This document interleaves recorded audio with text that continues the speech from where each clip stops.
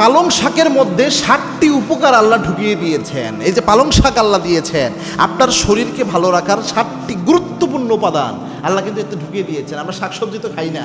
এই যে বর্তমান জেনারেশনে আমাদের যে অসুখ বিসুখ বেশি হয়, এর কারণ আমরা শাকসবজি মুক্ত থাকি। অথচ রাসূল সাল্লাল্লাহু আলাইহি ওয়াসাল্লাম ন্যাচারাল এই খাবারগুলো রাসূল সাল্লাম প্রচুর পরিমাণে খেতেন। ওই সময় যা হতো, এই শাক জাতীয় বা সবজি জাতীয় যদি যাই পেতেন, যেমন লাউ খেতেন রাসূল সাল্লাল্লাহু আলাইহি ওয়াসাল্লাম, জৈতুন রাসূল সাল্লাম পছন্দ করতেন। ওই সময় যা পেতেন ন্যাচারাল, এটা খাইতেন এবং ন্যাচারাল খাবার উৎসাহিত রসুল করতেন। তো আমাদের দেশে পালং শাকে আল্লাহ কি নিয়ামত দিয়েছেন, আল্লাহু আকবার, একটু গবেষণা করা দরকার। এগুলা আল্লাহ রাব্বুল আলামিন এই গবেষণার কথা বলেছেন।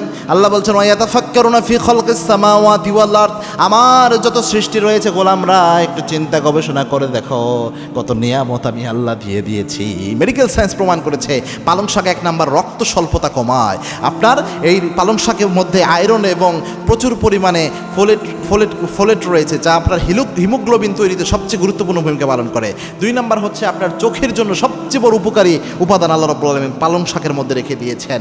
এটা আপনার এত উপকার যে চোখের রেটিনার সুরক্ষা, দৃষ্টিশক্তি ভালো রাখতে সবচেয়ে গুরুত্বপূর্ণ ভূমিকা পালন করে, সুবহানাল্লাহ।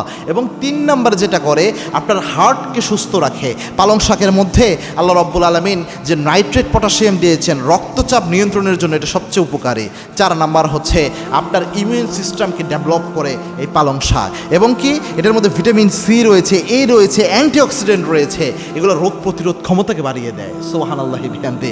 আরও আশ্চর্যের বিষয় কি জানেন, এটা আপনার হাড়কে মজবুত করবে 5 নাম্বার। 6 নাম্বার কোষ্ঠকাঠিন্য কমায়, ডায়াবেটিক্স নিয়ন্ত্রণের জন্য সহযোগী ভূমিকা পালন করে, কেননা এটা কম ক্যালোরি এবং কম ফাইবারের রয়েছে, যার কারণে রক্তে শর্করা নিয়ন্ত্রণ এটা সহযোগী ভূমিকা পালন করে, সুবহানাল্লাহি। এতগুলো উপকার আল্লাহ রাব্বুল আলামিন এই পালং শাকের মধ্যে ঢুকিয়ে দিয়েছে।